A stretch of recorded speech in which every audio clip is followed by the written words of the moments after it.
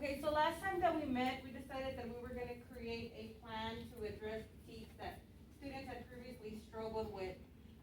So now that we have implemented some of these strategies, we're gonna go ahead and discuss what worked, what didn't work, and stuff like that.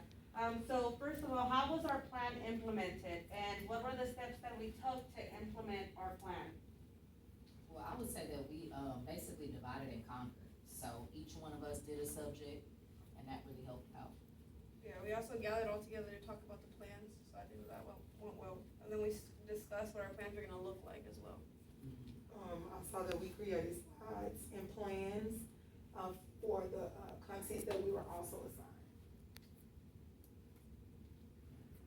And then Anything else? it will, if we needed any help, we would just ask each other for clarification, so that worked out too. Alright, so it seems like we were just working together, everyone got a subject. What subjects did we each get? Like, each member, what do we do? I know that I did for bilingual, I did the ELA, phonics, writing, and math. So what subjects, did y'all do? I did, mainly the ELA portion, and then also like writing, grammar. I did the phonics. I did social studies. I know, Brown did science, yeah. And Householder did the writing too. Yeah, she was also Yeah. part of writing. Okay, so then each person, we had our own subjects, and on top of that, we were kinda helping one another, we were doing our slides, we were meeting before that to talk about what's in the content. So now, how did I support your efforts? If we had anything that was wrong, you were there, we could just message you and you were there to help us out, to clarify things. Okay. Right. And Or then you even were like, something- go for it. No. You even were prompts. coach, sorry, go for it. No, You were, go ahead, you were coaching us through it all, like you're helping us through all the steps that we needed to get through. And then the content specialists, like whenever we would need them, they would definitely help, like with our expectations and stuff. And then I know that I also, created the CFA for math. Since I was in charge of the math plans and we have so much things going on, I was just like, you know what, I'm just gonna create it. And then I know I gave y'all enough time to look over it and just let me know if there was any problems, but I think we didn't have any problems this time around. Later, we are gonna gather to discuss that data. Okay. Okay, so now, how did we seek input from those impacted from our planning process? And how did we use this input that we received? We called parents, we also gave feedback to one another based on our lesson plans and our slides. We used the class dojo to be able to message the parents. Oh, yeah, that's true. And then also, even just adjusting the instruction to make sure we accommodated all the kids. That was important. Awesome, and I like how we also gave feedback to one another. You know, like, I know, for example, we had science, and I told her, well, my kids don't really know vocabulary like that.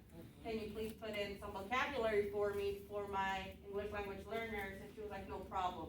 And the fact that we had that flexibility to help one another, I think is what's gonna help our students increase their success. Most definitely. So what evidence was needed to gauge the success of our plan with student learning? Well, I think, the main thing that we're gonna use are the CBA scores. Even though we haven't taken one yet because of coronavirus changing all the dates, whenever we do take those, we'll be able to use that data. We were also creating the CFAs for the end of each unit, so we could see where our kids, stood. We can use the DRAs and the screen of results, to measure students' growth in reading. Also doing the I do, you do, we do model for PLC and in our classroom. Yeah, and in the small groups, like once we do assessments and stuff, we'll have small groups to reteach TEKS and stuff like that. For the students that were struggling. Yep, for those. to make I sure know that they're we're not gonna be receiving a CPA anytime soon. No. So we're doing the CFA, and with that CFA data, even though it might be 100% accurate because of our virtual students maybe receiving help at home, Yeah. we can pull small groups, so the students that struggled all in one TEK, we'll put them in a small group for guided math. And at least now we can have some data to go based on. And then we'll also have, those universal screeners. Yes. Coming up, that'll help too. Yes, we're gonna definitely use those, and those are gonna help us, with fighting the reading levels as well, which is the focus of our plan. So how did we address all the challenges, that occurred while we were trying to implement our plan?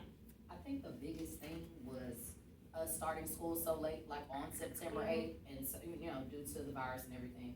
And so with us starting behind, normally would have taken a CBA by now, but since we haven't, I think it was good that we still utilize like the CFAs instead, in order for us to still get data and see where, students were. I think that was helpful, and to measure their learning and how they're growing.